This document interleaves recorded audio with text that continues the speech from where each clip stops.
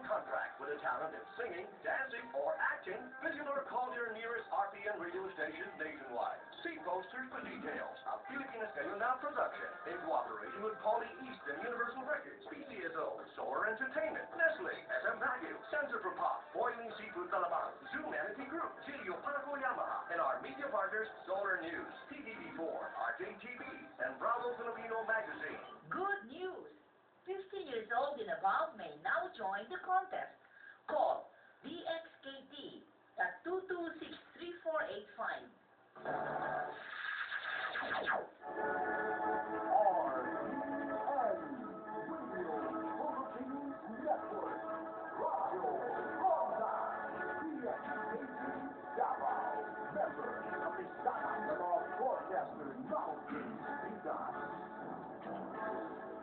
Oras alas 7.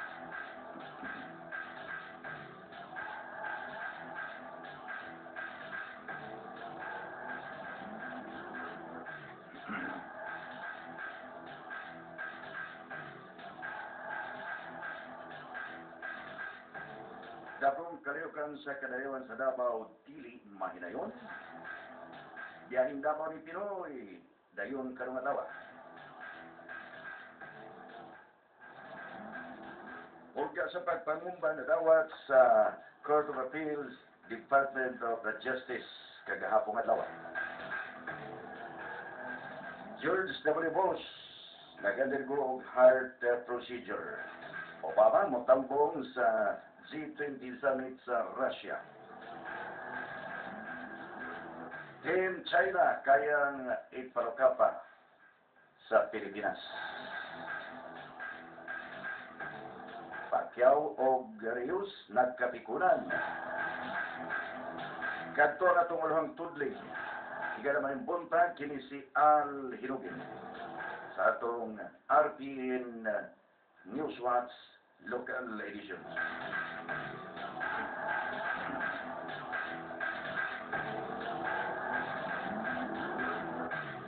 Sa detalye sa atong mga balita, mamiligrong dili mahidayon o iuktaba ang kasalugan sa kalihukan sa kadayawan sa Davao sa iyang ika-28 nga kasalugan ni ining bulan sa Agosto, kulikan sa sunod-sunod nga pagpamumba.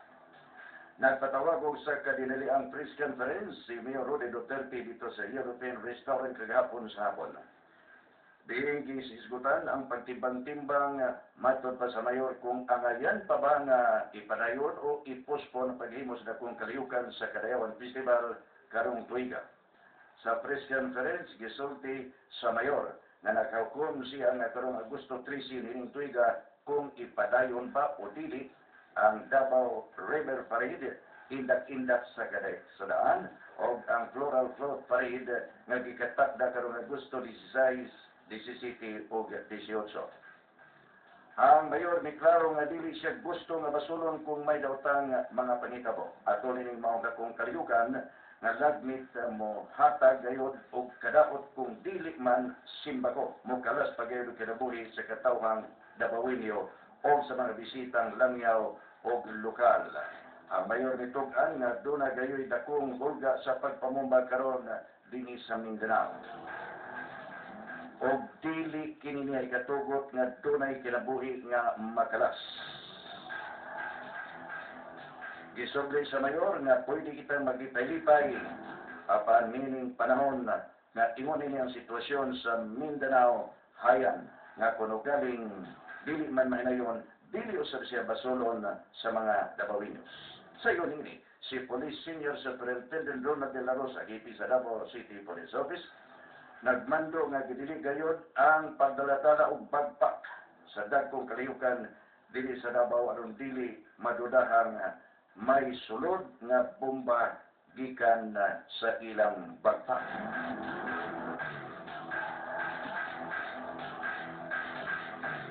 Alas City 4. Padayon gayod karong adlaw gikatak ng biyahe dinhi sa Davao ni Pangulong Noynoy Aquino. Dinhi sa Mindanao karong adlaw o kini giklaro kagahapon sa Malacañang mismo nga misulti nini mao si Edwin Lacerda nga walay kausaban nagikatag ng schedule sa presidente alang siyang pagduaw dinhi sa Dakbayan sa Davao. Gikatagdang mutambong sa panagtapok sa mga negosyante dinhi sa Mindanao karong adlaw. Business as usual gihapon ang schedule sa presidente dinhi sa isla sa Mindanao bisan pa sa gibalita nga sunod-sunod ang pagpamumba sa naisutang dapit. Human gibumbang Cagayan de Oro City sa Rion Gis, gisunod pagpamumba ang Cotabato City Sub-Sergeant Area sa Rion 12.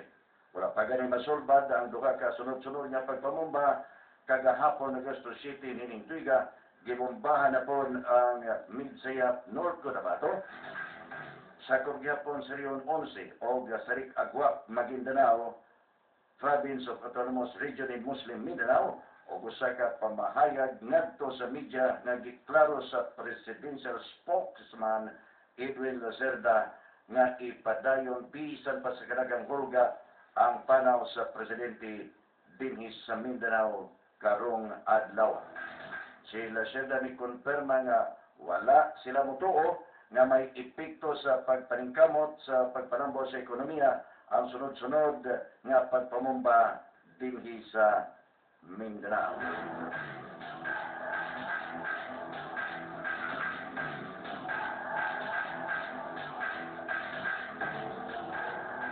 Alas 7:09 nga oras. Parayon sa balitang lokal, huwag tangang motorsiklo sa usa ka staff sa Davao City Councilor Diosdado Hipos. Nagiparking lamang gawas sa iyang balay dito sa San Vicente Zone 4, buhangin ng atong syudad, pasado alas 3:30 takna sa kadlawon sa Milabayng Agosto 7. Sumala sa report, nagpakitabang sa kapulisan ang usa ka Rubina Sumaya, Kimpang, 45 anyos, humanawala, o kalitan iyang 2012 Honda XRE motorcycle nga may engine number XRM 16E200012 o may chassis number XRM 162000-12.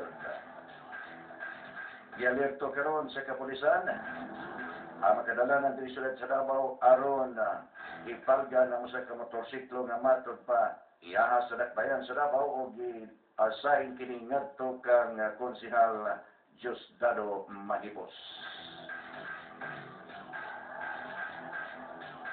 Alas 7:11. Human sa sunod-sunod nga pagpamumba, nakapakurat sa katawhan dinhi sa isla sa Mindanao niadtong milabay nga mga adlaw, gihangyo ni Davao City Vice Mayor Paulo Polong Duterte ang tanang Davaoenyo nga magmabilantayon ilabi na sa mga aktibidad sa kadayawan karong tuiga. Kinahanglan vigilant kitang tanan, magbantay kayo ang tanan, kinahanglan nato tungod kay dili lang kinabuhi sa laing tao, kundi kinabuhi po nato ang nakataya diha sa resultang pagpabaya sulti sa Vice Mayor.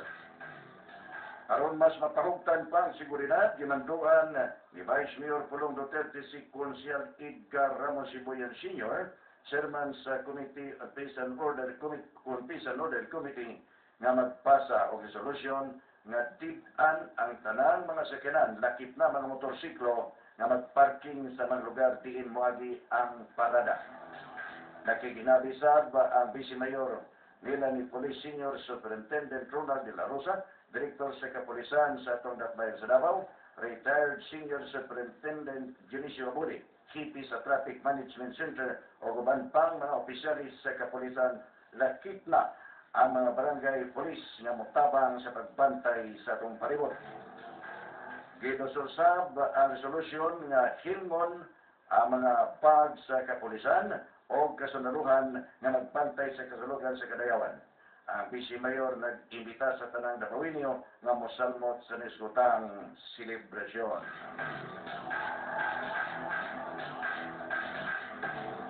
Alas 7:12. Gikan sa Baratang Davao, giangkon sa bagong opisyal sa Vigo City Police Office DCPO nga daw naibtan sila og tunok. Ang kapulisan sa Luzon na lugar, human na balhin dito sa Manila, ang nadakpan na babaeng opisyal sa Rebelling New People's Army kon NPA. Sumala pa ni Superintendent Kerwin Manarang, officer in charge sa DCPO, nga lebihan ang tensyon nga ilang nasinatian sa estasyon Human nga dito gipreso si Maria Loida Magpatok, 52 anyos ang Panginoon, sekretarya kini sa PAR South Mindanao Regional Command sa NPA. Gikonsidera sa militar nga nabutang sa peligro ang istasyon sa pulis sanglit taas nga opisyal sa NPA si Magpatok o posibleng luwason kini sa ilang kauban.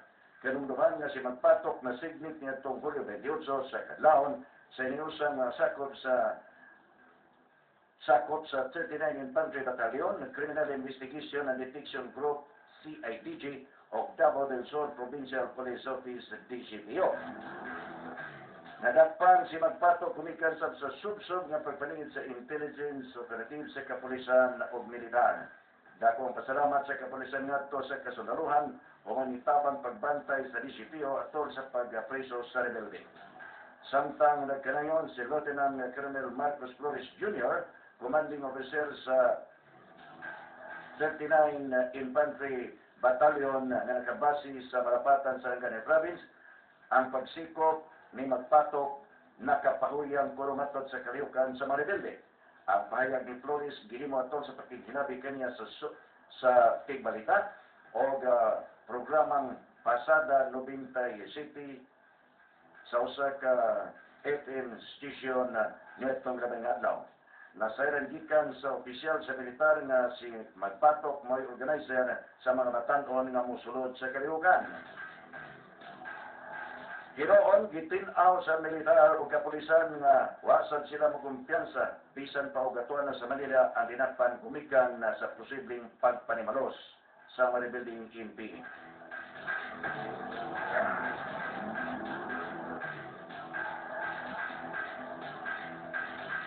Alas 7:15 ang atong oras padayon sa balitang lokal. Dili sa Dakbayan sa Davao sa tricycle driver ang gipusil patay sa wa mailing mamumuno alas 4 Jason Tacna sa hapon kagahapon adlaw. Ang insidente na hitabo dito sa Atrium Street o Calatsutsi Street, Barangay Mintal ning atong Dakbayan. Si PO3 Dexter Cadoyas, duty investigator sa Tugbo Police Station Nagila. Sa biktima nga mao si Edgar Kunahap, 45 anyos minyo, nagpuyo sa Purok Inahan sa Inahan sa Kunang Padawang, Barangay Tugbo proper ning Dakbayan. Subay sa investigasyon, nagbanihong biktima sa iyang tricycle nga gisakyan sa usa ka pasahero gikan sa Mintal Public Market paingon sa Barangay Takunan. Apan pagyabot sa lugar kalit siyang gipahunong sa pasahero. Wa madlangan ang pasahero gipusil ang biktima tulog gayon sa tuong dapit sa iyang ulo resulta sa hinadaling kamatayon. Ang mamumuno giulagway nga tambukon ang iyang pangawas. May gitason nga 5 ka tiil o 5 ka pulgada, 30 anyos ang gipanabalaan nga edad, 15 daling misibat sakay sa laing motorsiklo paingon sa Barangay Catalunan Grande. Mga sakop sa Sales of Crime Operatives kung Soko, nakahipos og 3 ka basyo nga 45 kalibre bala kung bala sa desotang pistola.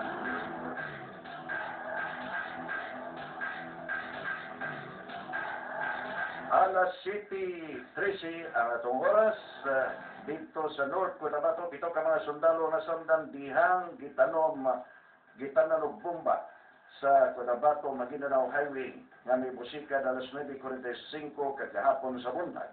Unang ka oras, pumanso sa kakusog nga bomba nga mitayog sa lungsod sa North Cotabato kung Midsayat, North Cotabato. Si Colonel Dixon Hermoso, VP sa Division Public Affairs Office, sa 6 Infantry Division nagbutyag nga ang sundalo sakay sa military truck dihang gibusikad sa crossing na bundas sa Sarip Agua, Maguindanao. Ang truck uban sa Commando P-150 vehicles lakip na sa military convoy sa 12 Mechanized Infantry Battalion. Sa makpun ang sabarang sundalo kansang pangalan gipugngan hangtod karon gipatambalan kini sa Maguindanao Provincial Hospital sa Sarip Agua. Ang pagpamumba daplin sa kalsada nahitabo pipila ka oras human ang makusog nga improvised explosive device ni Bosikad at bang sa inhaler o sa radio station nga namutang sa Santo Niño Street, Midsayap, North Cotabato. Way naangol sa mong pagbusikad, apan nakahimo kinig tanyo sa pipila ka mga patigayon na nahigor sa Sharpnel Human sa pagbusikad. Matod pa ni Chief Superintendent Renante de los Santos.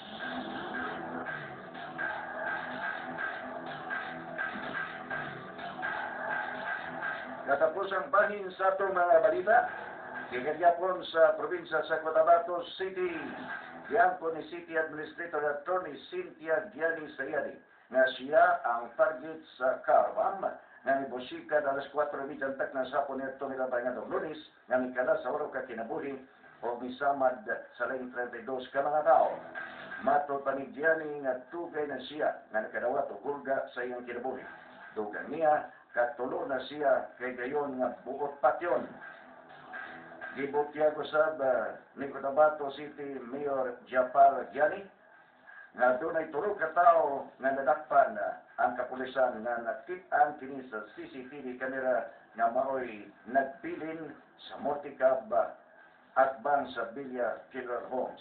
Si Cotabato City Police Director Senior Superintendent Rolin Balkin sa ringbahin dili pamatag og pangalan sa mga suspek sanglit padayon pa ang ilang investigasyon.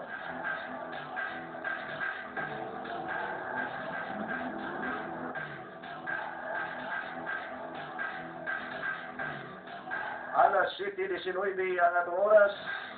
O karon sa balita nasyonal, ang Court of Appeals niadtong milabay nga adlaw nagdawat kini og bomb threat gikan sa kababae nga mitawag alas 9:30 na sa buntag kagahapon adlaw.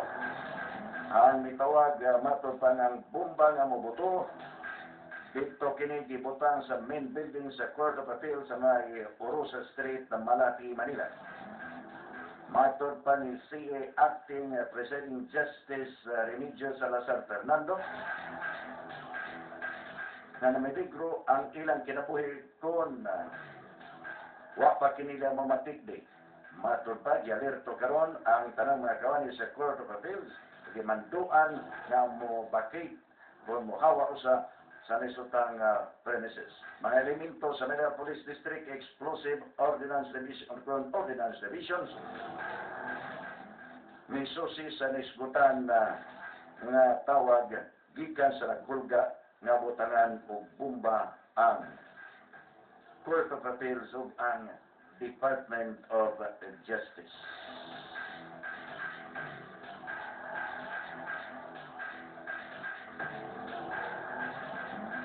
Human sa malaugon nga milabay election 2013, nitong bulan sa Mayo, si PNP Chief Director General Alan Purisima nag-announce kagahapon adlaw nga ang PNP kung Philippine National Police sa taas ng kamanduan naghatag na og guidelines o procedure aron pagsiguro nga secure ang fair election sa mabot nga barangay o iski elections. Si Purisima nag-issue og Command Memorandum Circular number 32-13. Nagdirekta kini sa tanang mga sakop sa PNP units sa tibuok kapupudan sa pag-intensify o pag-sustain sa law enforcement, security, and public safety operations o na moabot ang barangay o iski election karong mabot nga Oktubre 28. Matod pa sa PNP Chief, ang CMC naglakip kini sa policy guidelines sama sa dynamic operations sa Armed Forces of the Philippines pinagi sa Joint Peace and Security Coordinating Center. Katapusan sa balitang nasyonal, ang Government Economic Manager kagahapon adlaw naginduso na sa proposed 2.260 trillion 2013 budget. Nato sa House of Appropriation Committee nga magsugod ang ilang deliberation alang sa budget sa tuig 2013 na sunod simana. Si Budget Secretary Florencio Abad, Economic and Development Authority Secretary Arsenio Balisacan Jr., Finance Secretary Cesar Purisima, o Bangko Sentral ng Pilipinas Governor Armando Titanco Jr., ang gidapit aron isplikar ang naisgotang pag-usbaw sa proposed budget sa atong nasod aron mamahimong lig-on ang economic growth alang sa mosunod nga tuig 2013.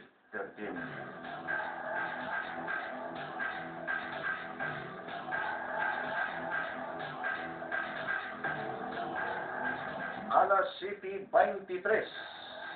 Balita gawa sa itong nasod si kanhi Presidente George W. Bush. Kilala kagapon sa buntag sa ospital aron pag-alirgo og heart surgery. Human ang physical examination. Siya nakatakda nga i-release karong adlaw ang resulta sa iyang schedule sa paghiling sa iyang lawas. Sa ka-report nga matod pa gikan sa tigpamapa ni George W. Bush nga si Freddie Ford na kanayon nga ang kanhi presidente na diskubre nga adunay nakabara sa iyang artery sa iyang kasing-kasing hinungdan sa iyang kalit na paghina. Gisuggest sa doktor nga matod pa ipailawom siya sa obserbasyon sa Desotang Hospital dito sa Texas. Matod pa sa CBS News, ang 66 News nga kanhi presidente, mahimo makabalik kini sa iyang panimalay humana o sa kasimana sa pag-undergo sa iyang examination. Si Presidente US President Barack Obama mo travel kini ato sa Russia pinagi sa G20 Summit bisan pa sa iyang kadismaya sa kagamanan sa Moscow sa paghandle sa snoring kids.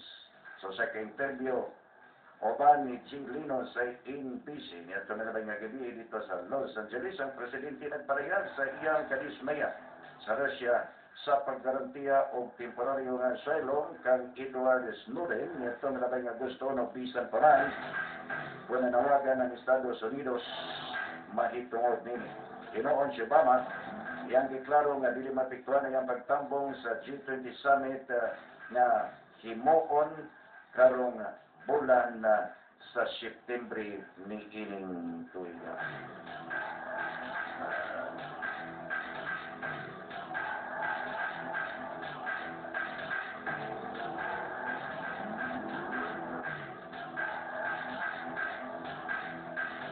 Alas 7:25 o karon sa itong balitang showbiz. Nanganak na sumaha pa dito sa abroad ang kanhi kapuso actress nga si Sara Labati. Namantala nga gihimugso kuno sa usa ka artista o sa kabibi nila ni Richard Gutierrez dito sa Europa ining wahing bahin sa bulan sa Abril. Sumala pa ang maong source sa balita gihimod usab ni Richard Gutierrez. Nabalik dili pa lang kay niya tumilabay nga bulan sa Hulyo ang naisotang artista. Kinumduman nga nihawa kini dinhi sa Pilipinas si Sara niya itong milabay bulan sa Enero. Naliwala sa isyu niya sa GMA7 o kang GMA Films President Anit Guson Abrugar. Nauna na ang giangko ni Sara nga matod pa nagkasidir siya mubalik dito sa Switzerland aron ipadayon ang iyang pagtuon. Iyang ibalik si Sara dinhi sa Pilipinas nito bilang mga bulan sa Hulyo nang dumili po siya sa pagtubag nga siya buntis o nanganak dito. Wala usab muhatag matod pa og komento ang ginikanan ni Richard Gomez.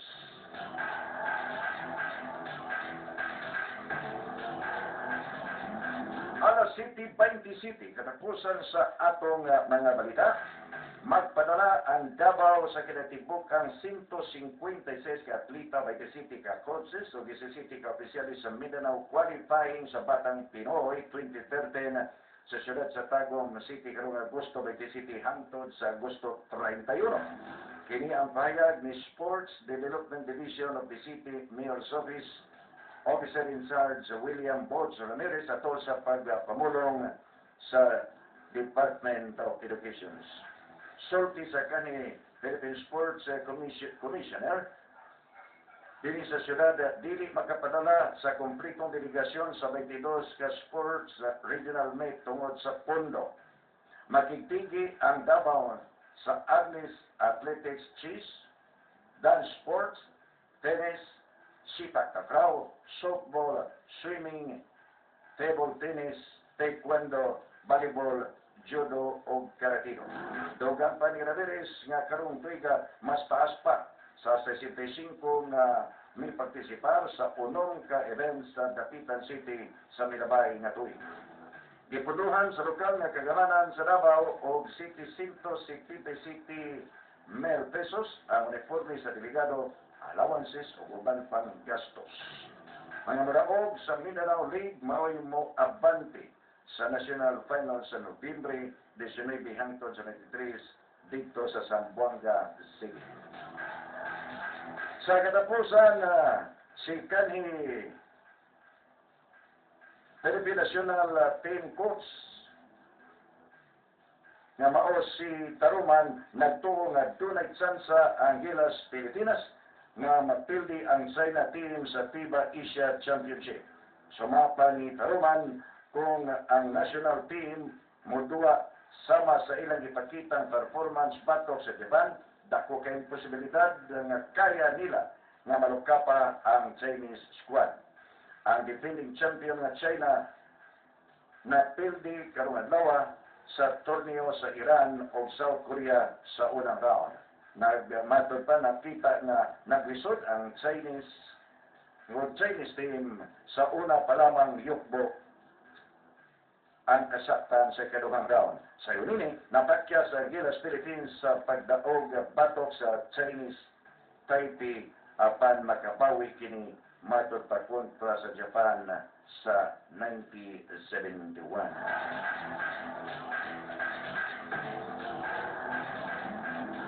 Ila kay gayon nga nagatban sila siya ni Pacquiao, 54 kadaog limang pili duha ka tabla, 38 kada kaot o Brandon Bambam Rios 31 kadaog usang pili usa ka tabla, 23 kada kaot.